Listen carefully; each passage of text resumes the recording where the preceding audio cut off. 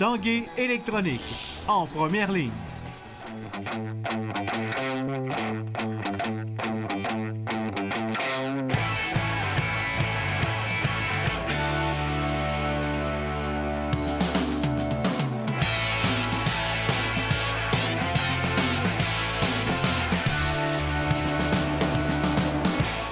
Bon mercredi, bienvenue à l'Esprit sportif. Au menu aujourd'hui, un peu plus tard, on vous présente un maître en haltérophilie. Mais d'abord, on parle de boxe. C'est le 27 novembre prochain à Ottawa qu'Éric Martel-Baouli disputera son prochain combat contre une légende de la boxe, James Toney.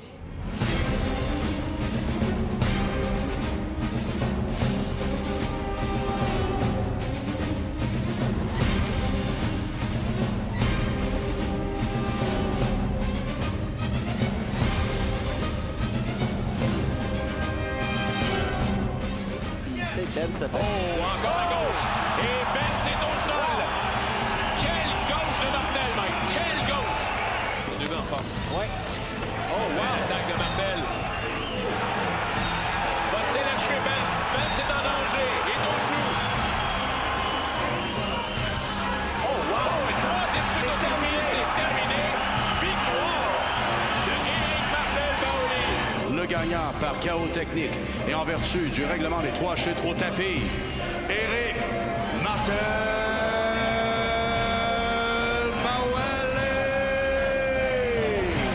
C'est un combat spécial pour toi que d'affronter, on parle d'une légende. Là. Non, exactement. Je veux dire, comme je l'ai déjà mentionné, c'est un gars que j'avais vraiment son poster dans ma chambre quand j'étais plus jeune, en début vingtaine, peut-être à 21 ans. Ça fait que de pouvoir me battre contre lui, puis d'avoir mon nom à côté du sien, je veux dire, c'est vraiment une super expérience. Puis pour moi, c'est sûr que je vais là pour gagner, mais en même temps, c'est super plaisant de pouvoir se battre contre une légende, comme on dit. On ne sait pas encore qui va être sur la carte du 27 novembre. Par contre, nous autres, ce qu'on veut, c'est d'avoir une opportunité de pouvoir se battre, de pouvoir mettre le nom à Éric à côté dans le livre d'histoire, à côté de celui de James Toney. Ça, c'est vraiment quelque chose de grandiose pour nous autres. Fait que, on a bien hâte. Il a affronté, de que moi je connais de source sûre, il a affronté Evander Holyfield. On sait qu'il s'est battu contre Mike Tyson, ça. Il a battu Evander Holyfield. Il s'est battu contre Wiz en championnat du monde. Il a battu Wiz. Il s'est battu contre Hopkins, contre Roy Jones Jr., qui est lui-même aussi une légende qui va passer aussi au Temple de la Renommée. Ça fait que, tu sais, pour moi, c'est d'arriver là, de pouvoir me battre contre James Toney, c'est incroyable. C'est sûr que, tu sais, là, aujourd'hui, il est en pente descendante, mais même à ça, ça reste une super expérience. Comment on a eu cette opportunité-là? Ben écoute, j'ai été contacté par un matchmaker de l'Ontario, M. Jim Gentle, si on était intéressé au combat. J'en ai parlé avec Éric, puis tout de suite, Éric a dit, ben oui, tu sais, je veux dire, comme il disait, mon poster quand j'étais jeune dans ma chambre, c'était James Toney, puis il a toujours admiré, fait que c'est sûr qu'on a accepté immédiatement.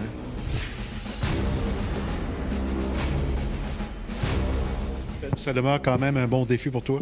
Oui, c'est clair. Là, je ne vais pas là en pensant que c'est gagné d'avance ou quoi que ce soit. C'est comme je dis, en même temps, ça fait parler de moi au niveau international. Puis c'est un super accomplissement, je pense, de pouvoir que lui accepte de se battre aussi contre moi puis qu'il me mette contre lui. Ça veut dire qu'à quelque part, j'ai une belle appréciation dans le monde de la boxe.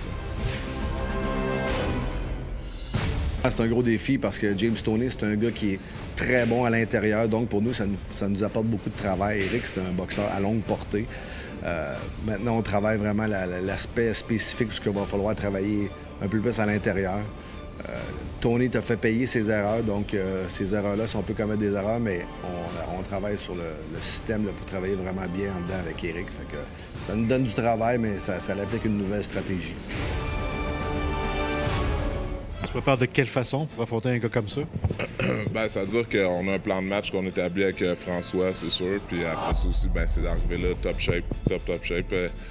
Moi, je pense que c'est ça qui peut compenser le fait que que je sois plus jeune, de 13 ans, comparativement à lui. Ça peut m'aider justement d'arriver là, d'être en mesure de compenser avec la mise en forme.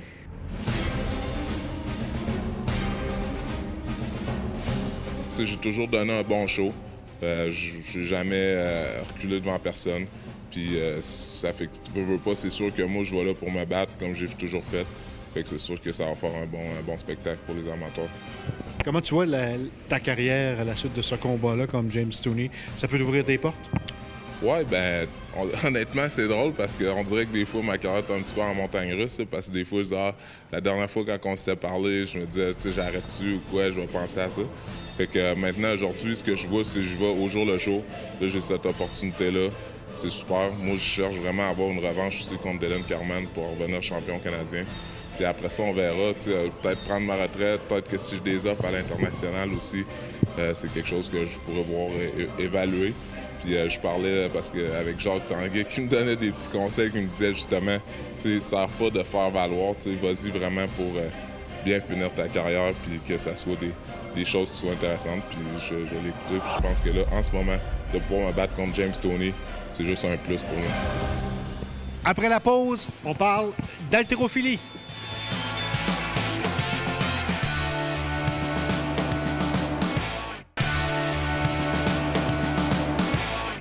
Parlons maintenant haltérophilie. Mike Ménard était membre de l'équipe canadienne alors qu'il avait 20 ans. Plusieurs décennies plus tard, il a repris du service. Il est maintenant un maître de sa discipline. Jean-Michel Bourque l'a rencontré.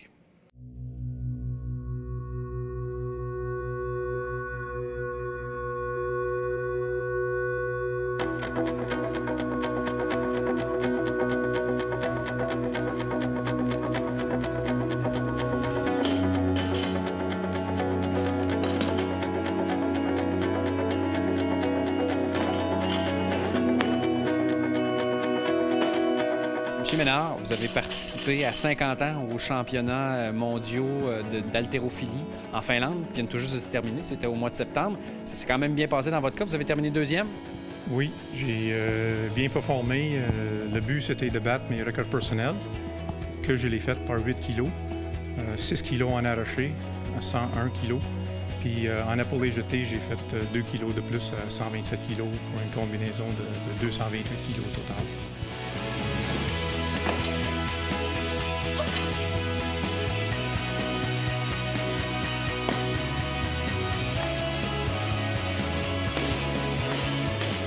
Ménard, vous en faites depuis longtemps l'haltérophilie? J'ai commencé en 78, quand j'avais 12 ans. Puis je l'ai faite pendant à peu près 14 ans. En 94, j'avais arrêté, famille, raisons familiales, tout ça.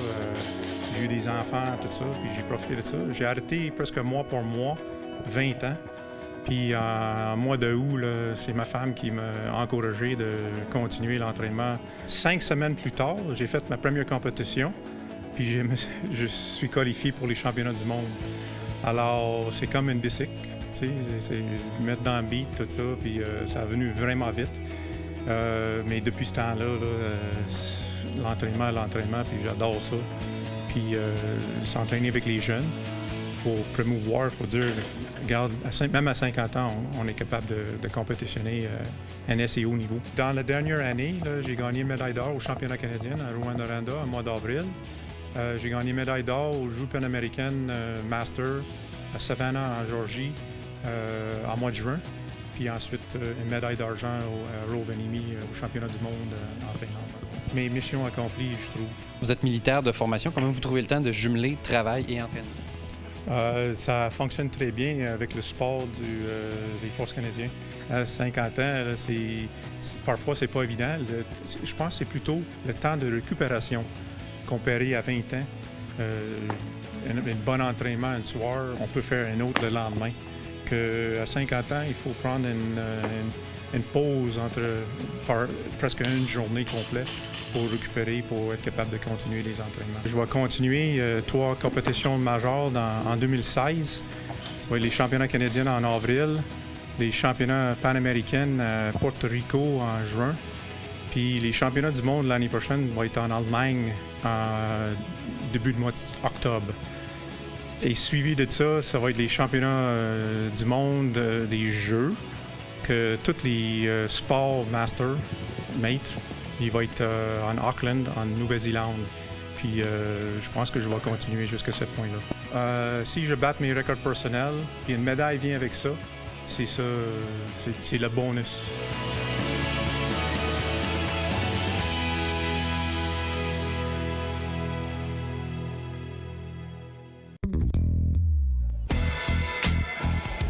Les Capitales de Québec ont été nommées Organisation de l'année dans la Ligue Can-Am en 2015. Cet honneur fait suite à un vote des 6 équipes et du commissaire Miles Wolfe selon des critères basés sur les services aux équipes visiteuses, l'hospitalité et le professionnalisme. Les Capitales succèdent aux Boulders de Rockland en 2014 et aux Aigles de Trois-Rivières en 2013. Changement de décor pour plusieurs cages au sport qui deviennent des cages brasseries sportives.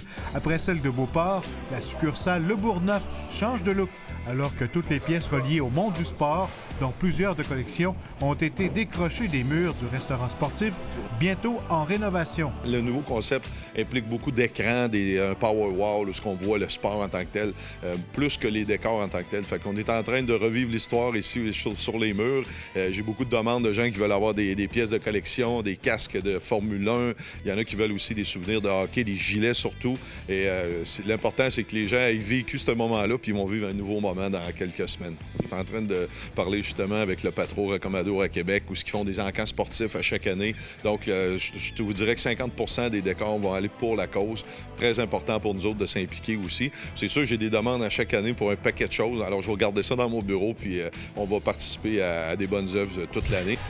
Au hockey, le nouveau retraité Simon Gagné sera honoré par les Flyers de Philadelphie lors d'une cérémonie précédant le match qui opposera l'équipe aux Kings de Los Angeles le 17 novembre prochain. Premier choix des Flyers en 1998, l'athlète de Québec aura évolué pendant 11 saisons à Philadelphie. Voilà, c'était l'Esprit sportif pour aujourd'hui. Entre autres, demain, on parlera du Rouge et Or football qui se prépare à affronter les Carabins à Montréal en fin de semaine prochaine. Voilà, c'était l'Esprit sportif. Bye-bye. À demain.